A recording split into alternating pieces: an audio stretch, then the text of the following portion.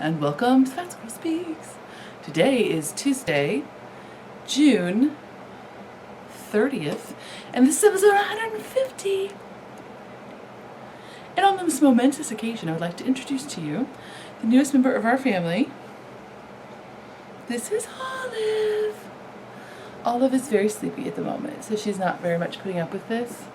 So Toba's gonna come get her, but this is our new little Olive. Oh, she's a cute thing in her butt. Oh. Anyway, I just wanted to say hi. I just want to say hello. Okay. Here. Thank you, Toba. So that was kind of awkward, but I feel like there she is. If you're on Instagram, you may have already seen videos of her butt. So, you know, my bra is totally showing. I'm a hot mess. I kind of forgot, like, okay. So, I have really big hair. Hi, I'm Amy Beth, also known as the Fat Squirrel. This is a podcast called The Fat Squirrel Speaks. And you can find me as the Fat Squirrel on Ravelry or the Fat Squirrel SQRL on Instagram. I'm Amy Beth. Did I say that my human name was Amy Beth? I'm not sure. Okay, so it's been a long time since we've talked, right? So much has happened. We have a puppy. That's been in the works for quite some time. It just finally kind of came. Well, all of the mamas had the babies, so we had a baby. So there's puppies, and there was camping. There were so many shenanigans. There will be a ridiculous amount of shenanigans. However, I feel like the shenanigans always do work better when they're at the beginning, because otherwise I talk about the knitting and spinning in such a rush. I guess the shenanigans help to like wind me down enough to talk about the knitting and spinning. It like gets my head of steam. And then I can talk to you about knitting and spinning. So we'll do shenanigans first. But we do have the royal bee. I have spinning and knitting a go-go to show. And yeah, so we'll do shenanigans, we'll do spinning and knitting. And then just as general information, I will be attending the Super Summer Knit Together, which is in Nashville, Tennessee, which is a knitting retreat hosted by the Knit Girls. Awesome faces. And so I think I'm trying to get one more episode out before that, but then there might be a little bit of a delay. There will be one shop update the Friday after the Super Summer Knit Together, so I feel like that's July, I don't know, 20th, I want to guess. It's on the website if you would like to look, as in Fat Squirrel Fibers website, fatsquirrelfibers.bigcartel.com, or you can just Google Fat Squirrel Fibers. It'll come up. And that update is, I believe, it's the Friday after 24th. Oh, it's the 24th. Is that right? I guess so, because then that would be... Okay, that's right. I no longer know. So that's the only other thing that's kind of like administrative-y that we may need to discuss. So that will be an update that includes all of the SSK, not the commemorative bag fabric. That'll be the first Friday in August. If you liked the fabric that's right there. If you like that fabric, and then the rose one that's also that way, the same print, different colorway, that will be the first Friday in August. But the last Friday in July, or July 24th, because I can't remember now if July has 31 days or not. July 24th's update will have all of the bags that are going to SSK. I'm holding some back for you, and then of course they won't all go at SSK, but I'm also holding some back for you, so you get to have access to them as well. And there are lots and lots of sock bags in that update, and smaller project bags. It's gonna be heavily quilters cottons, interfaced quilters cottons. There will be some decorator weights, but a lot of them will be the quilters cottons in the sock bag, and then the smallest project, small wedge size. So, shenanigans! Okay, I'll talk about the puppy because obviously you just saw her, and it might also color for the rest of the episode. I kind of forgot that puppies are not like babies, but puppies are totally like babies. I am not like trying to demean the work of the mothers of the babies. I'm not trying to do that. I had a baby. I get it. But the puppy is a little bit like a baby, but just for a little while, luckily. Unlike the baby who was a baby for like 3 years. Humans. Anyway, the puppy at least is like only a baby for like 2 months, really, after you get it. So Olive, oh, and the puppy's name is Olive, by the way. She is a schnoodle, just like our Annie. So she has a mother who's a miniature schnauzer, and her father is a poodle. What else do I need to tell you? Her name is Olive. Did I say that? She's 7.5 weeks old. She's very cute. But she's like a baby. I'm so tired. Now, luckily, she is at least sleeping. She was doing the, like, waking me up at 3:30 in the morning, which is not cute, Olive. She is now at least at the place where she will sleep from, like, 11 o'clock until 6 a.m., which is better, but I'm an 8 hours kind of gal, and so I'm a little tired. I'm not pregnant. Somebody posted that on the board. I know every time any woman ever says she's, like, under the age of 60, says she's tired, people are like, maybe you're pregnant. No, I'm not. They were like, they came from outer space.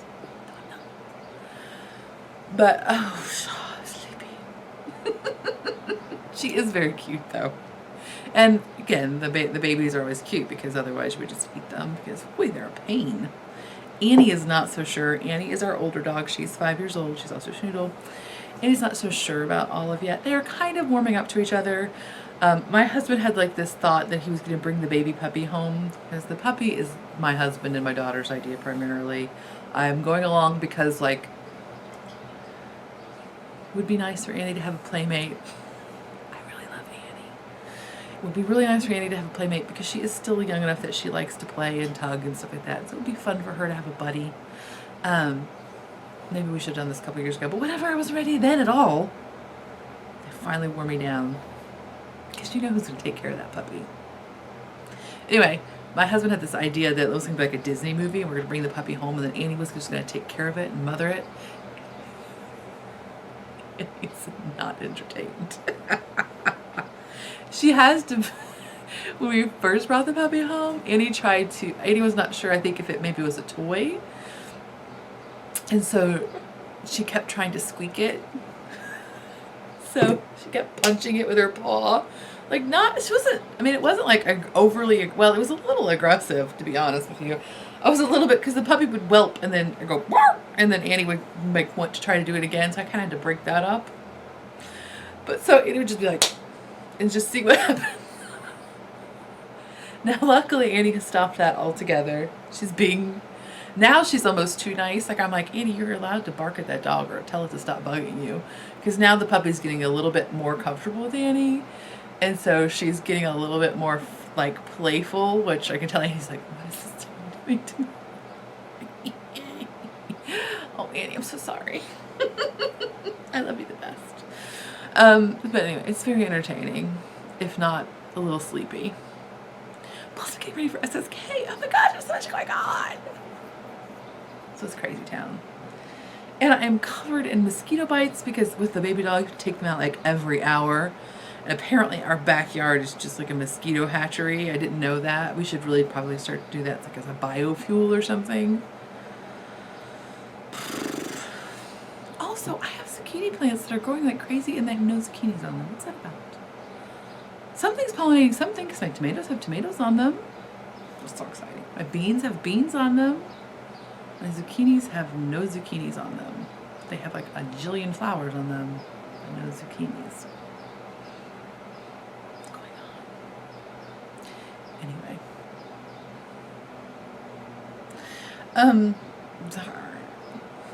Oh, camping. So there's the puppy, Olive. Yay, Olive. Camping happened. It's been like 3 weeks, I know, right? What's going on? I had to actually make notes, which I never do. Just dropped my pen. Oops. So camping happened, and if you don't remember, I think I told you, but in case you're new or you don't watch every episode, because Lord knows you got things to do. I understand. I went camping the weekend of Tropical Storm Bill. So the weekend of summer solstice, the weekend of Tropical Storm Bill. I went camping with my best friend from high school. We've been friends longer than we haven't. We knew each other since we were 13. I was there when 2 of her 3 babies were born. I missed the 3rd one, but I tried. I just didn't make it. So, like, but she's never been camping before, and her children have never been camping before. One daughter had been to, like, a Girl Scout camp, but I think that involved, well, I know that involved cabins or something. So, non-tent accommodations. So, we have scheduling issues, like, because she works full-time. She is a librarian at a college in Kentucky, and so she works full-time, and she has 3 children, and she's a very, she has the children doing summer camps and things like that. I'm like, she's a very good mom. I'm a good mom, too. We're just different. Keep your eyes on your own paper. So she has them in, so their scheduling was like really complicated trying to make, I knew they wouldn't want to camp when it was super hot. I mean, nobody wants to camp when it's super hot, but I felt like especially they didn't want to camp when it was super hot. So like we couldn't do like August, until Toba goes back to school like August 3rd. It's true. So scheduling was difficult, so we had to schedule it, so we scheduled it. We picked a park that I had never been to, but it was in between us. And then Tropical Storm Bill happened. Now, I've camped in the rain before. Like, I've camped when it rained. I've never camped during a tropical storm, though. It was crazy. Insane. We were driving there. We both live about equidistant from the campground. So I'm kind of ridiculous about being on time. I know. I get very, like, I'm not sad if you're 15 to 20 minutes late occasionally. But anyway, I'm very time sensitive. I'm very time conscious. I guess I should say that. I'm very time conscious. So I was like, the whole time we're going, it's raining. It's just started raining as soon as we got into the car. But everything packed up. We got into the car. Starts raining, and I'm like, okay. We're driving, and it starts raining and raining and knew it was going to rain. Like, we knew the worst weather forecasts. But, I thought, and I kind of did the, like, I won't be offended if you don't want to do this. And she was like, no, I think we can do it. And I knew that she and I would be fine, but I was worried about the children because, like, you're camping. So there's no, obviously, well, we're tent campers. So there's no, like, electronics or anything because you're just in a tent and you're outside. So I was a little bit concerned about the children being bored out of their schools. So I gave her an out, and she was like, no, I think we'll be fine. I'm like, okay. So we're driving there, and it's raining like cats and dogs raining. The skies have opened, and it's pouring. It's ridiculous. And it's like taking us longer and longer to get there because traffic starts building up, especially once we get to Cincinnati. And I'm like, oh my God, we're late. And she texts me because she has children that are old enough to operate her texting device in her car. And so they text me like, oh, we're here. And I'm like, oh, thank goodness they're running behind you. Okay. So we're like kind of texting. And I'm like, oh, we're late. Oh, we're late. So we get to we're coming to the exit that we get off at from 2 different directions. We get there at the literally exact same moments. That's cool, right? Anyway, so the whole thing is like once we got into Cincinnati, I was like, you know what? I'm just going to get a hotel room.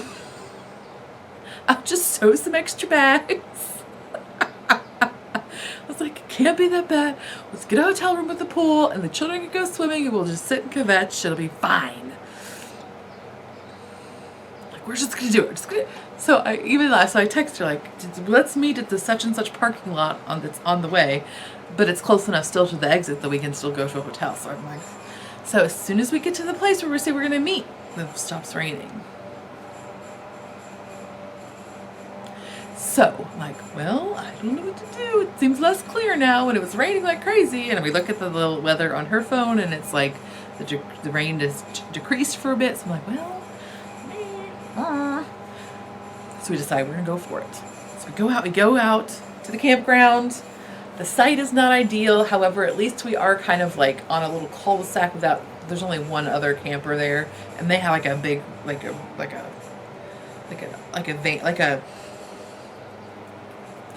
are they called? What are they called? It's not like a regular RV because it's like a bus, but they have one of those things.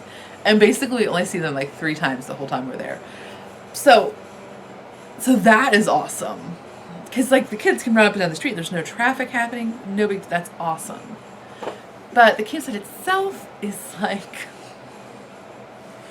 not flat. Very, like it was challenging to find a place flat enough to put a tent, even though we had lots of room.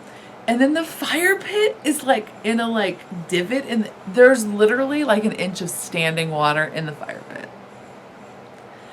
And around it is like squelchy mud. So immediately I'm like, oh my gosh, I was already afraid of the fire. Now I'm super afraid of the fire because it's all wet. What are we gonna do? So we put up the camp. Starts raining a little bit. I put up the sleeping tent. I decided that we have 2 tents, so let's have a sleeping tent and then a tent that the kids can roll around in. Because again, I'm concerned that it's going to be raining so much that they're going to lose their minds. And I've camped in the rain before with children, and there is a serious issue of getting everything you own soaking wet. So I was like, really like, I had a quarantine in place for the sleeping tent because I knew it was going to rain like crazy, and I knew that wet children in a tent, it means everything is wet. So I was very mean and had a quarantine on the sleeping tent. We were not allowed to go in there. So anyway, there's like a recreation tent that I have set up. I'm such a nerd. Well, originally I was going to pitch a tarp, and I had like studied my knots. By the way, if you're a geek, Columbia, the sportswear company, has an app. I don't know if it's for iOS and other things, but it's definitely for iOS. They have an app that is a knot tying app. It's called What Knot, like K-N-O-T. If you just search knots, it'll come up. It is so cool. It is not internet based, so it just, if you don't have internet, or like you're me and you don't actually have a smartphone, you just have an iPod because you're like 12. Whatever. It has this app, and you can sort by either your category, like, oh, I need a hitch, or I need a binding, or I need a loop. And then you're like, oh yes, I definitely do need the alpine butterfly. So you just touch the alpine butterfly. It's not going to work because I'm sitting here talking to you. Come on, alpine butterfly.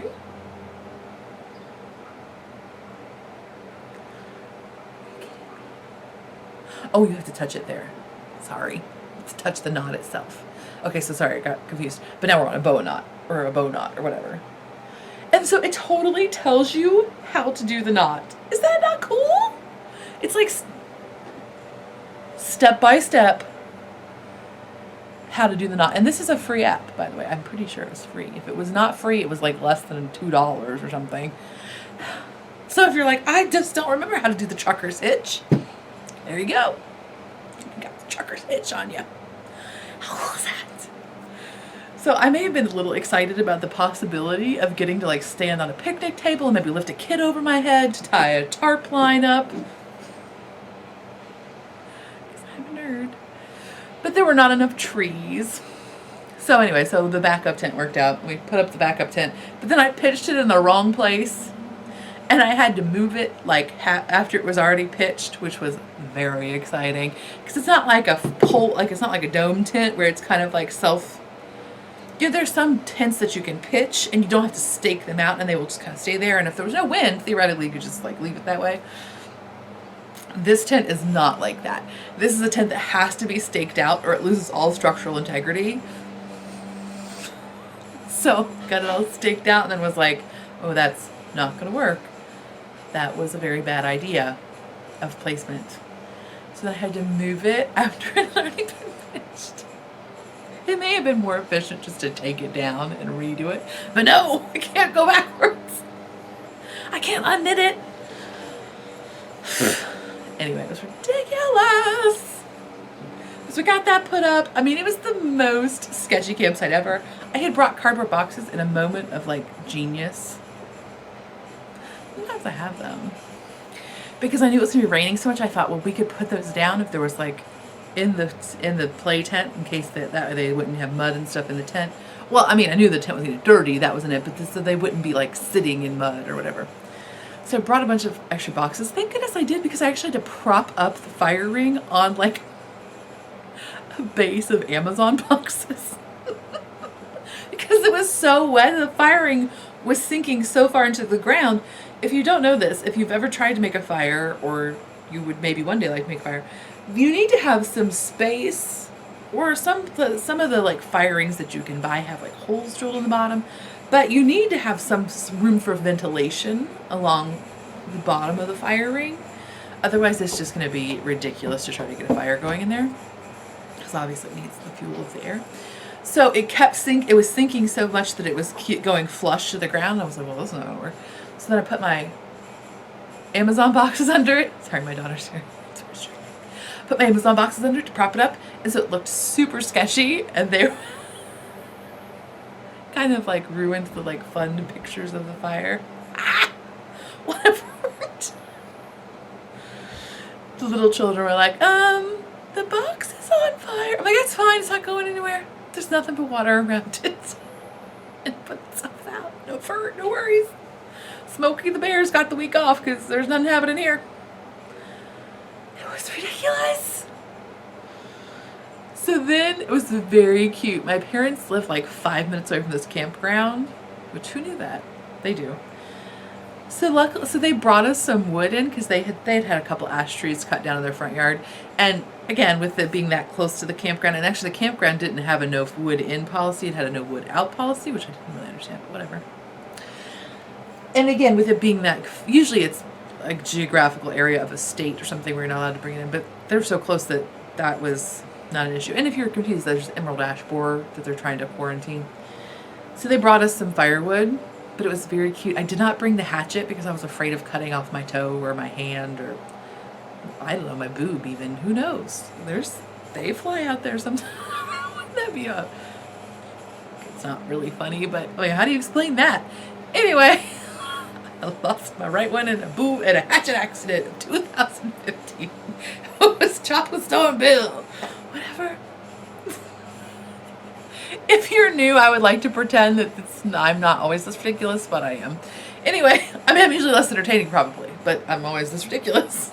It's very stream of conscious up in here. Won't mind. So they brought us wood in, but I didn't bring the hatchet because I was afraid of dying and killing myself and other people. And so they brought us wood, which is very cute, but like actual not split rounds that were like this big.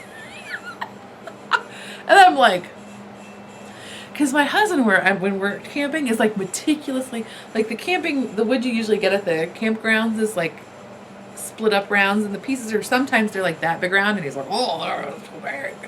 And I'm like, now granted, this wood was much better cured. There was like very little hissing at all when this wood was, but I was still like, oh my gosh, it's gonna be disastrous.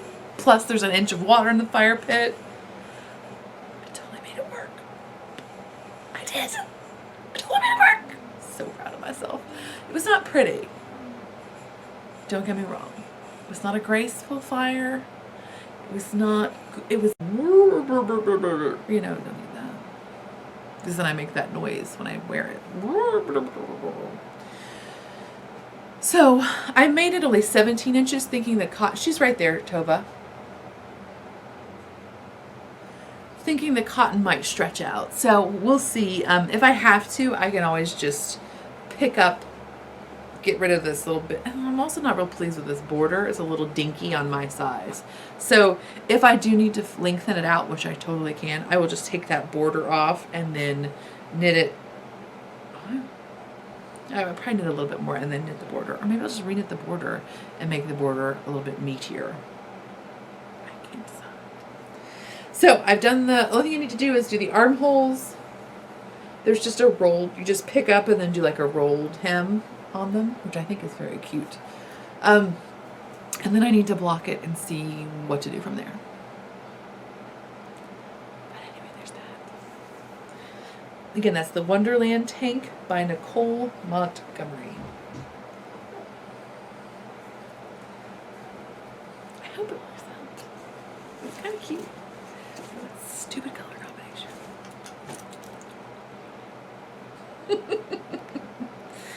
Okay, so last thing is something you have not seen yet.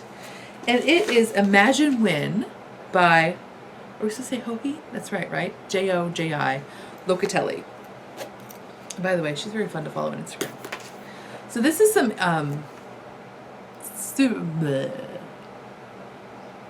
spun I have. This one is Superwash Tarki by Fat Cat Knits in the Spinach Souffle colorway. It's a 2-ply, and I had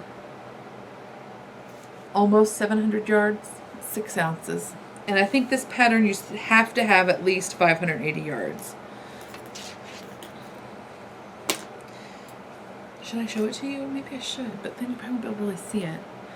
Anyway, it's Imagine When by Joji Locatelli, and I have wanted to knit it for quite some time.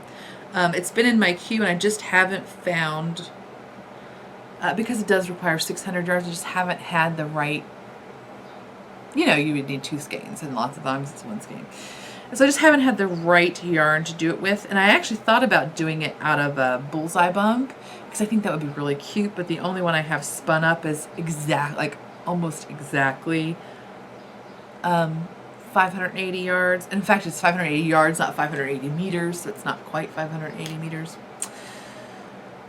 But I do think this would be a fun one in a bullseye bump. But let me show you what it looks like, because it's a lot of short rows, and I think those are fun in the color changes.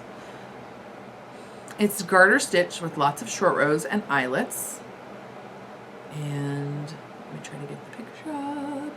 And are you exhausted by me talking so much? I am. I feel like I have just had so many words come out of my mouth. It's a lot of me talking. I need a nap. Oh, that'd be nice. So it looks like this. If you don't remember. I haven't shown you, but I'm sure you've seen it before. Anyway, I think it's beautiful. So I'm knitting it out of my green hand spun. And so far it's very fun. I'm not very far into it, but yay! Crazy short rows. And I am knitting this garter stitch fairly tight. A, because I have a limited amount of yarn. B, because I kind of like firmer garter stitch. And C, because I might want to actually block it because it has eyelets. So I feel like garter stitch, when you block it, you really do want a firmer set on it beforehand, because otherwise it just goes crazy. So there's that. So again, you get the fun with the hand spun. You get a good kind of like sneak peek into the shape of things, in addition to the eyelets, which also do that. So there's that. I'm knitting that on a US 2. I didn't tell you my sweater is a 2.25 millimeter, a US 1. So that's like the skinny one, not the 1.5. Socks are usually on a 00 for circulars, or a 0 for double points. I know most of you don't care, but some of you do. Actually, that's so much of me talking. So that's it. So again, I hope to record again next week. It probably won't, it may not be on Tuesday or something like that, but it'll be later in the week, because I'm sewing quite a bit for SSK, and I may not get a bunch of knitting done, but I do want to try to get a podcast out before the retreat. And then, yeah, so if you're going to Super Summer Knit Together, I hope you say hi. I'm just me. I'm the only one really who looks like me. You won't be confused. Like, if you're like, I think that's the fat squirrel. It is. It's me. Because there's nobody else that's going to look even remotely the same. But so I hope you say hi. I hope you sit down and have dinner maybe one day, or just sit in the dining hall. Because it's so fun to eat at dining hall again. I'm never like, college were my best years ever, because they really weren't. But man, could you not, as an adult woman, could you just not go for a dining hall? The luxury. Really? Like, somebody else plans your food for you, just show up and eat it? What? I don't have to go to the grocery? I just have to show up at the right time? What? This is so exciting. Really, I mean, it does not have to be the greatest thing in the world. I'm just excited that I didn't have to make it. Yay. Oh my God, I totally have a friend who just dissed the pants off of everything I fed her this weekend. Not my friend I go camping with, because she knows better. This is a different friend, and she doesn't cook. And it occurred to me that the reason that she is like, I don't really like this very much, is because she doesn't cook. Because when you're the person in the household who cooks all the time, even if it's like, this is not the greatest food, you're just so excited that you didn't have to make it. And that you didn't have to think about it even. That may be even better. Like if I didn't have to think about this. I didn't have to plan like a week ago what I was going to eat today, and then I didn't have to like make sure I put it out in the freezer last night, and then I didn't have to make it, and then I didn't have to do the dishes. That's amazing. So yay. Oh, I was so glad to see all of you have so much fun at Stockinette Zombies Retreat, the zombie knit apocalypse in Rochester, Minnesota. It looks so fun. I've got to go one day. One day I'm going to go. Just when you have a little person, it's kind of hard to like figure that out. You all know, lots of you who went had little people. You know what I mean? It's also like 10 hours drive, which is kind of a long drive. Not that I can make it happen, but it's kind of a long drive. So yeah, that's... So Super Summer Ninja Government's happening. What else is happening? I think I'm going to Rhinebeck. Oh my gosh! I hope I'm going to Rhinebeck this year.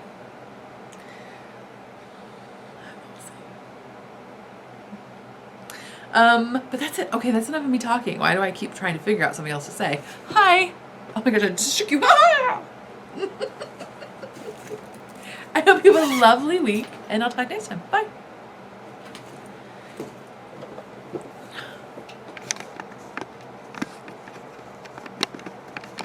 It's not pretty, but I made it happen. I like built like up a platform for the fire, and then I put all the, and there was craziness, and then I used a ridiculous amount of fire starters. My husband, when he starts a fire, will sometimes use half of a fire starter because I think it's just like a thing. You know what I mean? They're super cheap. There's no like, I have no shame. No shame. So I used 2 fire starters. Totally started this time. Burnt the whole giant rounds, burned them up, it's fine. The second night when I started the fire, we had this ancient bag of charcoal in our garage that I started with. Because again, I was worried about this fire because I knew it was going to rain all the time. And by the way, it totally rained all the time. The second fire I did, which is even more ridiculous, involved a whole bag of matchlight charcoal and fire starters.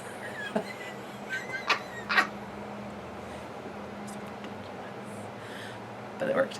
And at that point, my mother's husband was there, and he was like watching me start this fire, and I could tell he was like, and he was like trying to kind of like, I was like, nope, we're done. Because I knew he was going to be like, this is not right. I'm like, no, it's going to work, it's going to work.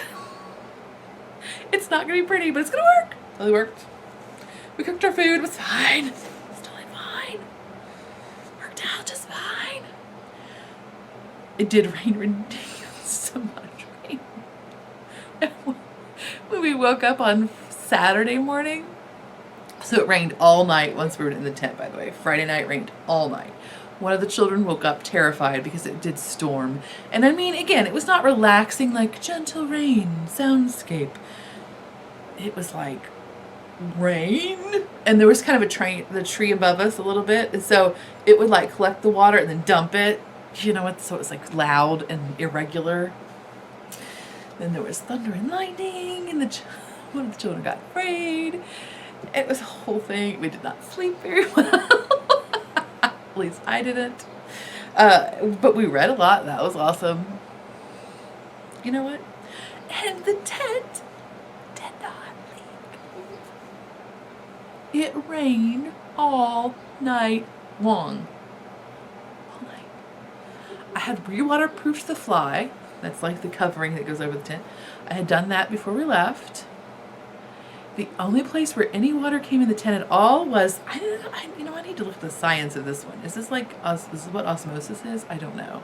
But there's this weird phenomenon with the tent that the rain will stay on the tent. There's like something to do with surface tension. I don't know what's happening. But rain will stay on the tent unless you touch the underneath side, and then the water will come right through. Isn't that weird? So there were a few places against where like over the course of the night, the mattresses had scooted up against the tent walls just from like, we had to rearrange sleeping arrangements because somebody was afraid and stuff like that. And it kind of bumped the mattresses up against tent walls. That was the only place we had water come through at all. It was amazing. That's our new tent. It's called a Coleman Instant Tent. I can't believe it didn't leak on us. It was crazy. The second night it also rained, but not nearly as much, just a little bit the second night. But so when we woke up on Saturday morning, it was still raining. So we had like a super sketchy breakfast in the play tent, which by that time was actually leaking because I had not re-waterproofed it. Oops. So we're eating, drinking our coffee. I mean, I make coffee in the rain. I don't care. I'm more than happy to just sit in the rain because you're going to get wet anyway. Just like accept it. Let it wash over you and just, wet. It was not terribly cold. It was a nice temperature. So it was not like it was uncomfortable or anything. But anyway, so we had the breakfast in the tent of like coffee and cookies because the children were not feeling bold enough to stand outside and make themselves cereal or anything crazy like that. So then we're planning out our day, and the consensus is that we should just let them go down to the lake because it's raining. They're going to get wet anyway. Why not let them swim in the rain? Adventure. So we all go down to the lake. You actually have to drive there because the campground is so big. They have to drive down to the lake, and there's a private beach just for the campers. It's that far away. So we drive down there. The kids swim in the rain, have a grand old time. The moms stand there and get very, very wet. If we equally wet, raining, or in the water, it does not matter. Boys, they had a grand old time. They had lots of fun.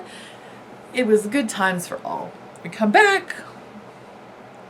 Lunch was had. We played some Telestrations, one of our favorites.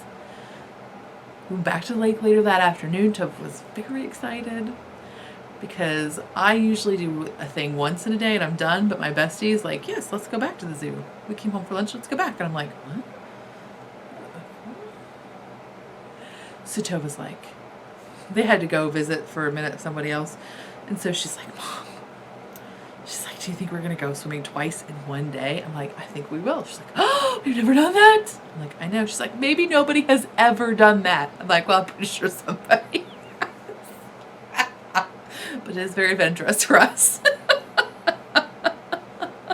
So we took to the swimming again in the rain. And that was really fun because we got to actually watch this is a reservoir. And in fact, my great-grandfather, actually had land bought out from this reservoir. He may have an old house under there. I don't even know. So it stopped raining finally that evening. Aww. And we're down there, we're swimming, the kids are swimming, and the water just keeps like coming further and further and further up the shoreline. It was awesome. There were crazy fish out rolling in the lake, like coming up to feed, and they would flip. There was tons of fish. It was awesome. Kind of made me want to have a kayak so I could go out there and fish them. But anyway, that was fun. What else happened? Swimming in the rain. Oh, there's so much mud. There was just so much mud. Like, really, I was so filthy. Startlingly filthy. At one point, I went to the bathroom, and I had, like, the actual, like, ring of dirt. Like, I was a toddler. Like, the ring of, like, lint and dirt around my elbows had like linty dirt in them. My feet were so disgustingly encrusted with, well, it wasn't, I wouldn't say it was crusted because it wasn't dry enough to be crusty. But like there was mud in my feet pores. So much squelching. We were putting up one tent, we were putting away a tent at the end, and my friend's foot, like she stepped down and she got so buried in mud that when she lifted her foot up, her shoe broke. We could have had like a mud run in our campsite. Don't do this, those are bad for you.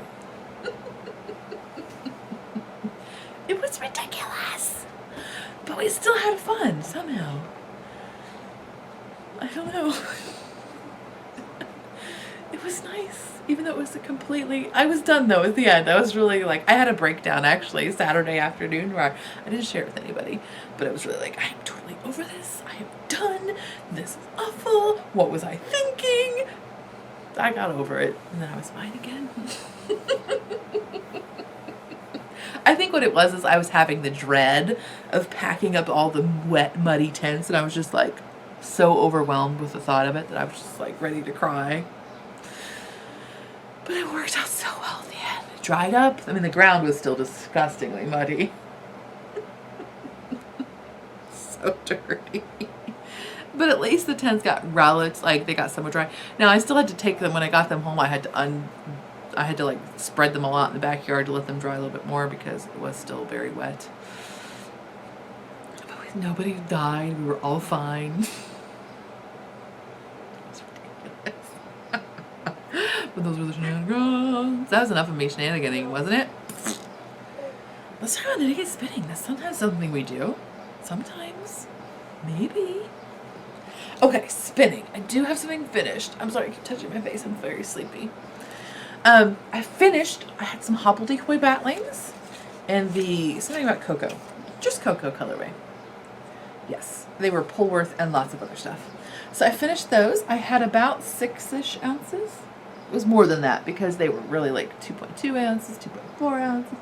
So I had over 6 ounces. And I have something like 800-ish yards. 775 yards of a 2-ply. And so there's lots of good, these were, she has lots of different, some of her batlings are somewhat, well, and this is not necessarily semi-solid, but it has a more consistent brown base to it. And then some of them are just all over the place, but it's brown, and then it has lots of other colors in it, and it's sparkly. Yeah, I'm very pleased with how it turned out. It's very soft. It has a good spring to it. It feels good in general. So I'm very pleased with how that worked. And then I'm watching actually on the couch. Annie and Olive are jockeying for Tova's attention. So Olive thinks that the couch is hers for napping, and Annie does not necessarily agree with that. So they keep like wrestling very gently. Annie's maybe too nice to that dog.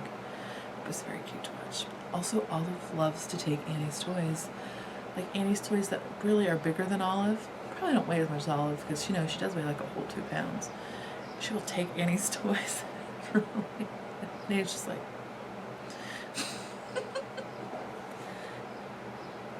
Anyway, so then in progress, I have 2 bobbins of this. I didn't bring both of them over. And you know what? I'm such a fail. I apologize. This is spun right round, and it's a club colorway, but I'm not even sure which one it is or what its fiber content is because I can't find the bag. I know, right? It's chaos. There's puppies and stuff. It's chaos. So there's that. I'm hoping that's like a DK worsted, something like that. Maybe bulky. I don't care.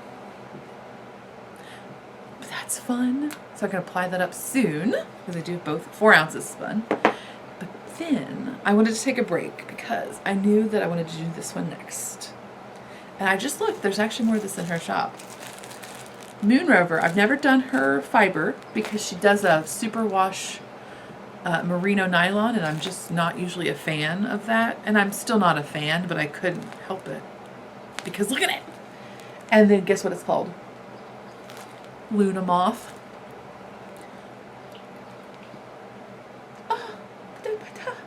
So I may have bought 8 ounces. I did. I bought 8 ounces. And I'm going to try to spin them both as just in the same sequential order. And then hopefully when I apply them, I know they will not match up perfectly, which I kind of want. Because I'm hoping I get like a little bit of a kind of a gradient, but kind of not kind of a thing happening. Because I mean, I'm not, the gradients are fine and they're really beautiful in projects, but I'm not really a huge personal fan. And sometimes you just get suckered in because it's so fun. But what are you doing, Olive? No, Olive. But I'm not. Anyways, I'm hoping this works out kind of like a more variegated gradient. Does that make sense? So this is the braid that I'm working on right now. So I just started it, but I wanted to show you too, in case I wasn't sure how these would look. I knew that they were color blocked, but I wasn't sure like what the transitions would look like or anything like that. So now this one is much more a discrete transition. This one is definitely like blue to gray, but the green ones have been much more gradual. I mean, it looks harsh in the camera, but it's more gradual than that. But it is a line-ish. So, anyway, I'm very excited about that. I mean, I'm very excited about this color. Oh, it's so pretty. I'm very excited about this transition between this color and this color. That's gonna be fun. Oh, so pretty. So hopefully that works out well. You know what it is? Annie dug this hole in our carpet when she was a puppy, and now Olive has found it. Olive, no! Anyway, so there's that happening. I'm going to try to distract the dog with my foot. So that's all the spinning! Now time of knitting! Did I show you these last time? I don't remember. This is Nitty in Color in her Ain't It Fun colorway. I think they were almost done is what it was. And her Ain't It Fun colorway, and this is spun right round in a mini skein set I got. And then I was basically stealing the Rose City Rollers idea and just making it a little bit different. I did mine with a 1x1 rib on the cuff and just a few stitches of 1x1 rib on the foot itself. And what else did I do? Oh, I did the Spacious OMG heel, and I had to use the heels and toes on this one because I ran out of yarn. Because I had already made another pair of socks in a size 8 women's out of this yarn. So it's not because there wasn't enough yarn, it's just because I was trying to sneak a second pair out. So yeah, those. They're fun. I should have brought a sock blocker over to show you, but Tova, really? Can't keep an eye on the dog for 40 minutes while I do this? But it's very fun. Anywho, there's that. And then also in Rose City Rollers theme, by the way, that's a free pattern. And I've started this one. Oh, by the way, the Moon Rover, you saw her little tag in there? It actually is a little lavender sachet. Isn't that cute? I know, I want to steal her idea. But anyway, so I've started another pair, but I'm actually doing these just like the Rose City Rollers are supposed to be done. So I'm doing them cuff down with just a plain rolled hem and a slip stitch heel. And this is Regia. Wait, did we say that was actually Regia? I think it's actually Regia. Anyway, it's Regia Color Mania.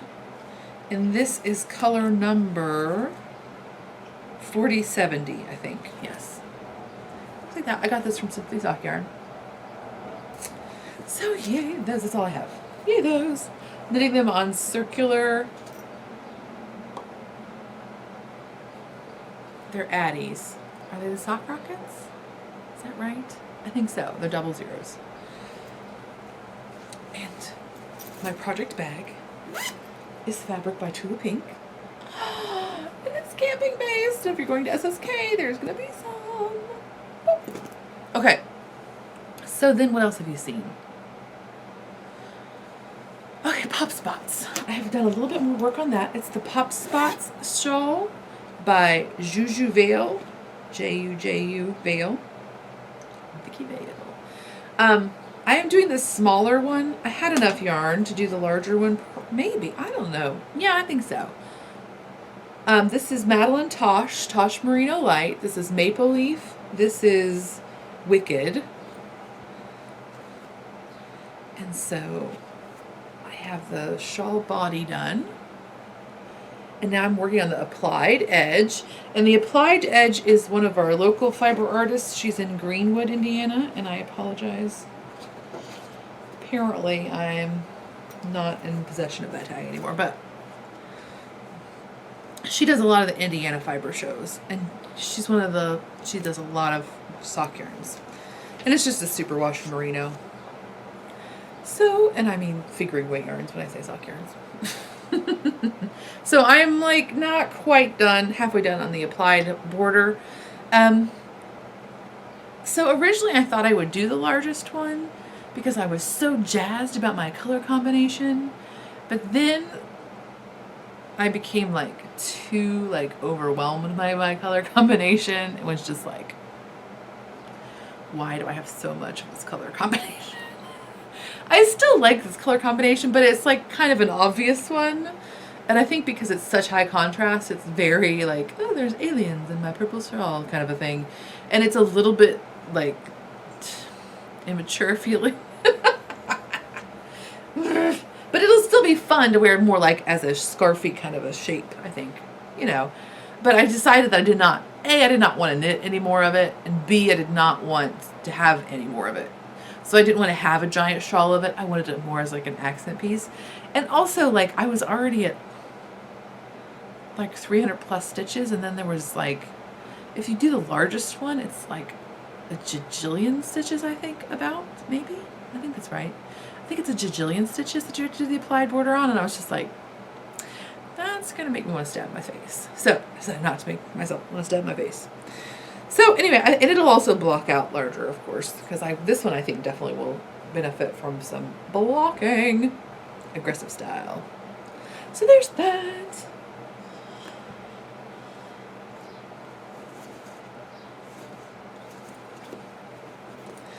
Okay, then, okay, something else you have seen. I'm knitting the Wonderland tank, and that is by Nicole Montgomery. I'm knitting it with Knit Picks Shine Sport. Is that right? Yes, Knit Picks Shine Sport, which is 100%, no, it's not 100% cotton, because I made that mistake last time, I think. It is 60% Pima, 40% modal. And so I am done with it except for the armholes and all of the weaving in of ends. So you're supposed to make your upper bust measurement. My upper bust measurement is 46, but there was a 45 and a 48, and I went with 45 because cotton, gets kind of stretched out of shape very easily. And with it being a tank top, I wanted it to fit snugly up here because I don't want like 80s armhole cutout tank top because I'm not that cool. So I wanted it to fit snugly, and it does. Now, the only thing I have issues with, so this is the first color break I had with knit up. It's one piece from here to here, and then you split off the back and front. And I was so in love. This is the Wallaby color, and this is the, is it Peapod? I want to say Peapod. I think it's Peapod color. And so I was so in love, yes, Peapod. I was really in love with this color combination. So I was so jazzed. And then I did the front. For one thing, I thought there were only like the main color and then 3 contrast colors, but there's actually the main color, 3 contrast colors, and then she calls this like main color 2 or something. So that was a bit of my misunderstanding from the pattern. And the colorways she uses are much more subtle variation in the colors, so it's not real obvious like, oh yeah, there are definitely 3 colors in that band. So I kind of had to do a scramble and add a 3rd color, and I made it a little too Eastery. So excited about like my, ooh, I was like, ooh, that kind of is, ooh, that's a fun, it's almost, it's kind of like, ooh, it's a little fancy. And then I messed it up. So this is my other color combination, which is too goofy looking. So if you can tell, I'm trying different things. What I'm going to do is, this is the purple that I don't like. I mean, I kind of also don't like that light green, but whatever. It's the purple that I think really pushes it over the, like, it's my Easter bonnet, and I'm going to put a purple flower on it. So I have actually tried to duplicate stitch with a couple of different colors to see if I like that better. So there's like a beige there, and a dark brown there, and a green that's very similar to the green up here. So I don't know. Because because it also has a slightly youthful shape, because it, if you can see, it actually has some gathering right here, right above the bust, which I think is super cute on the model, but with the like kind of goofy color scheme. Maybe I need to find some navy. I feel like navy makes everything look more grown up in a good way. So I'm kind of bummed about the color combination. It also is a tiny bit shorter than I want it to be, but I'm hoping the pattern, I made this as pretty much as written. I did add some waist shaping in the form of like butt darts, because my hips are just disproportionately larger than the rest of me. So, but that's pretty much what I did, because obviously I didn't, and I added a little bit of busted increasing because I have a 54-inch bust and a 45-inch top, so I needed a little bit more. But again, this is naturally, it's like an A-line shape, so I didn't have to do that much. It was very minimal extra, like not that much. Less than normal for a fitted sweater. But it's supposed to be 18.5 inches, I think, the largest size, from the armhole to the hem. And I knew that cotton grows, and I really did not want it to look like a tent on me. You know what I mean? Like, that's the thing when you're a big lady. Like, I'm like, I don't need it to be like all like